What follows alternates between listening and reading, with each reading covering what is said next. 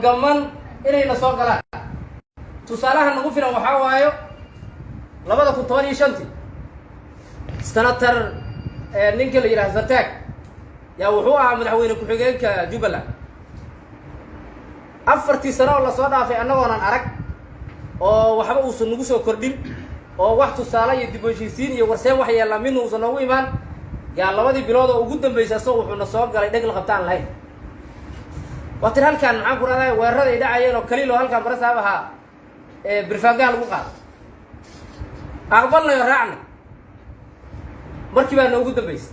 finaalka ugu dambeeyay inay sid aadan oo 2019 ka dan ordayana soo gal oo dhag la qabta lahayn maanta waxaan maraynaa 2023 August 28 bisha 8 lagu soo aaday 22 ugu egyahay mandatekiisa sharci darrada ahayo asaga u isto yaa orday hadana kuwa anagana la dhashay orday wax kale oo ka dambeeyo ma jirto markii dantaas annaga aan isku mashquulno asna uu dantiisa gaaro kuwaas markaas ugu dambeysay telefoon laga qabto walaalayaal marka waxaan rabaa inaan is weydiino war waxa ayaga mana dhaqaan taalima ku dhaqan karnaa hadday dadkaan doonayaan in deegaankan iyo muxuu ahaay dadkaan in la xukumo ay doonayaan markay mandate haystaan may yimaadaan may hadlaan may gogol dhigaan may dibashiin qabtaan halkaas waxaa nooga filan inaana waxba lila rabin nin mandate-kiisi sharci darrada ahaay oo awal bil isku haystay hal bil ay ka dhimanta qof uu soo diray 3 sano iyo 8 biloodna aan telefoon laga qabanin kana wareerinaya kaas waa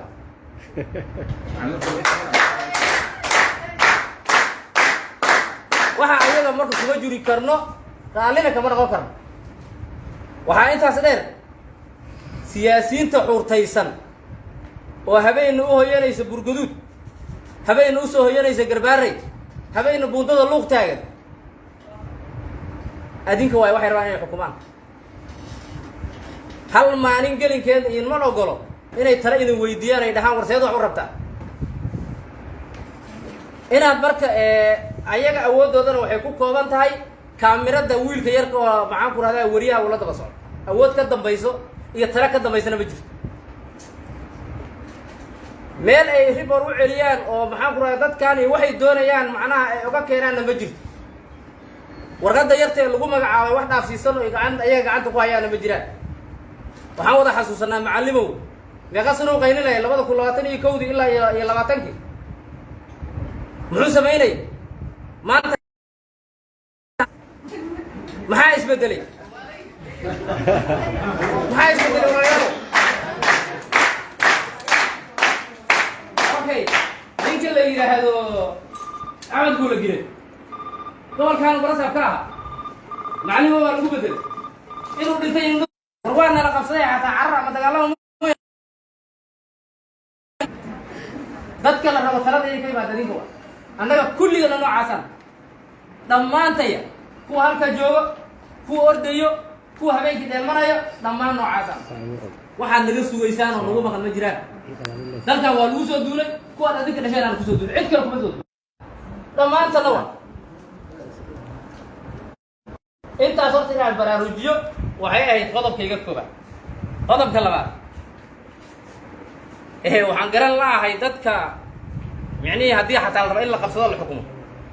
هدي قفك أنتوا أود استعماله دبابات استعماله قفلتكوا قبضة ضد كميدو حيرة يميدو دلو كده ومعنا لك ركر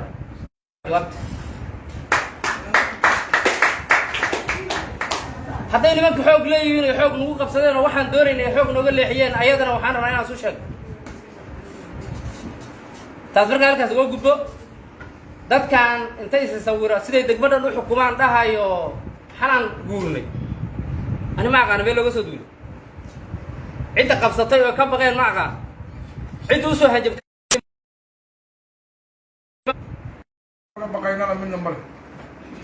في الباري أنا قبل الله دقلنا هاي على يكوا وين بقى دفاعي ولو لا أصلا ضد صوت طوري